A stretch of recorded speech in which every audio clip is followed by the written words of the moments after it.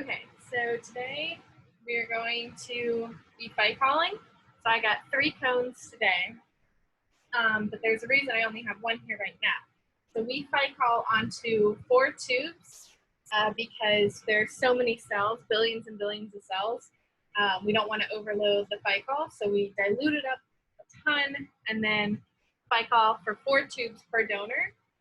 But because of that, it takes a long time to actually underlay all 4 tubes.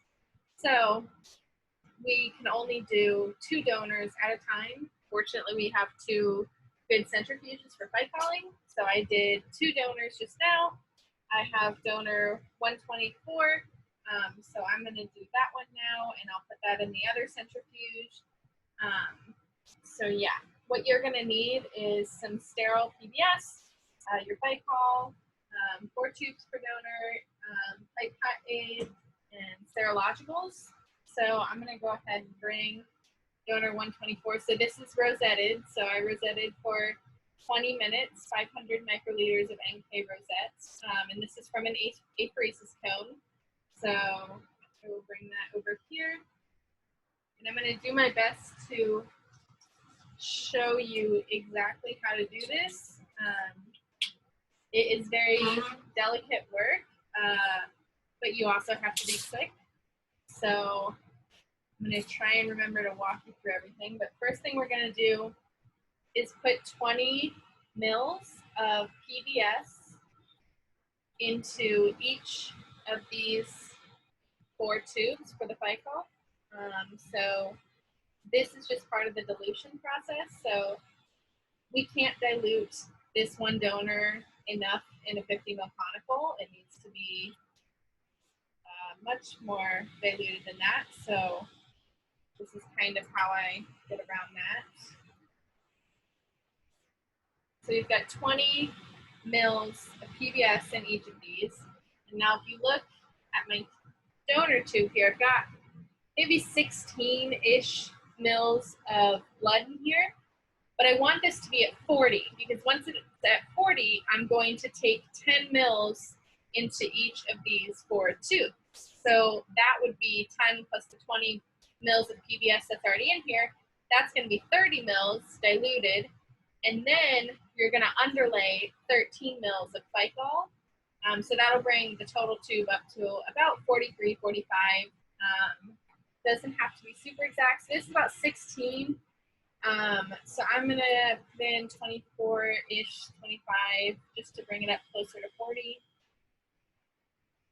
And I'm taking it all across the top because on the rocker, the blood covers the walls. So I want to get all that blood that was on the top there. And then I'm going to go back down and mix it up. Make sure it's an even suspension. And then I will take, let's see, 20-ish mils of this. And I'm going to do 10, roughly, and then 10. And then I'll get the other 20.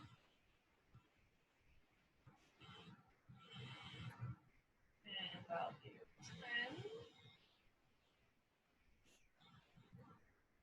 10. 10. And then I'm done with this tube now that it's all empty. And now I'm just going to mix all of these.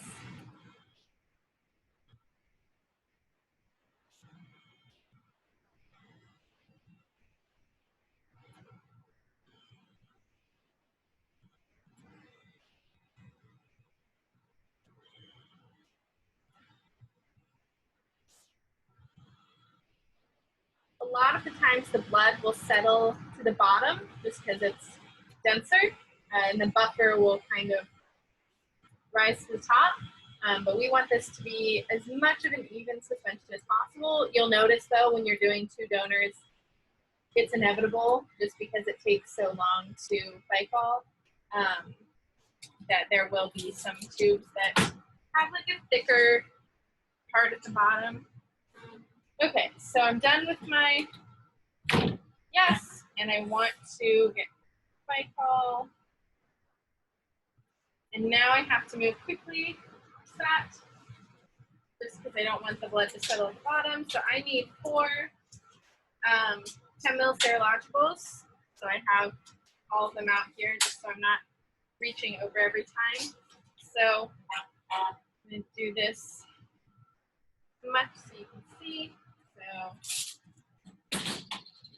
first serological. So I'm going to get 13 mils. And then my first tube. So I'm going to try and do this so you can see. So I've got 13 mils, and I'm going to take it straight to the bottom. You can feel the bottom now, and I'm going to pull it up off the side just a little because I don't want to create a vacuum down there, and that is not good. Thank you.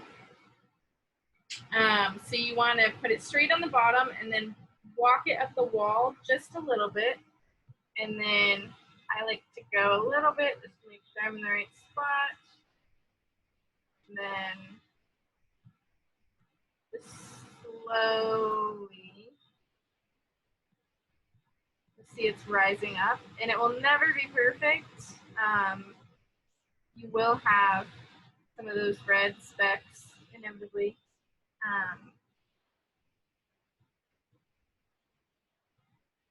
But the reason we don't want Ficoll to mix with our blood is because Ficoll is toxic to the blood cells.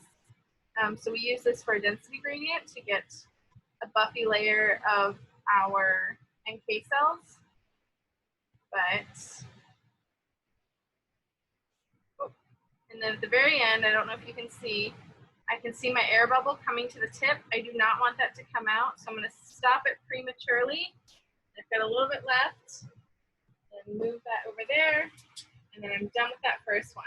But now the race is on, because that first one is going to settle into that Ficoll a little bit, and the longer you wait before spinning, the more it settles. So I'm just going to go straight into the next one, so straight at the bottom, pull it up a little bit, and then slowly, again, you don't want to create a vacuum, so I'm on the side of the wall of the tube, very close to the bottom, but not entirely on the bottom.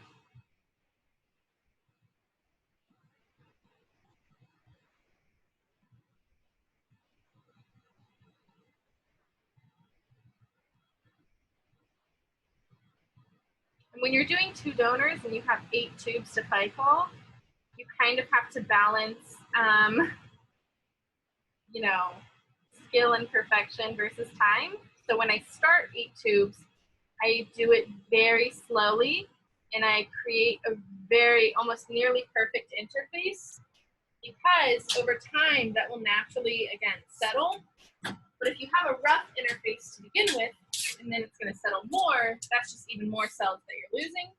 So I create a really nice, clean line at the beginning, and then by the 7th and 8th tube, I'm kind of rolling with it pretty quickly, just because I want to get those tubes in the centrifuge. So again, I don't know if you can tell, but it's just a little darker at the bottom of this tube, and you can see it's almost, these red blood cells are like pumping together, kind of. That will happen just because we're doing 4 tubes.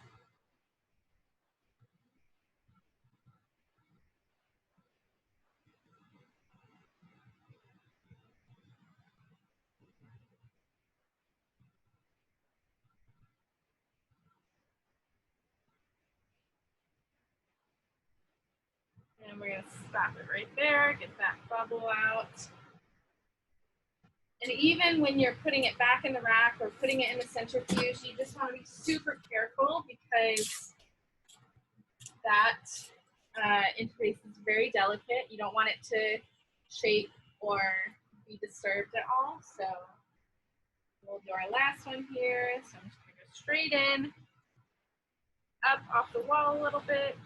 And I'm going to slowly add that Ficoll.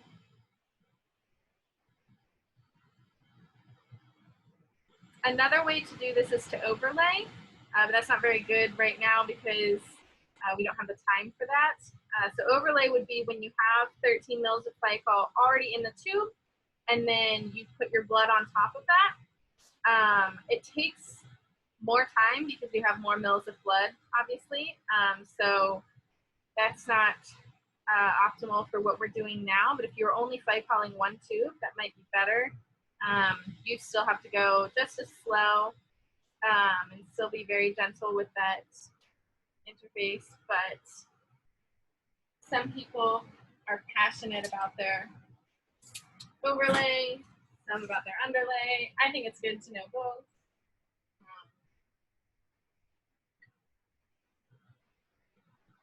Go ahead and put these lids on, and then we are going to put it into the centrifuge. We will centrifuge, make sure that's really tight, for 20 minutes, 2000 RPM, break off. Super important. We want that break off.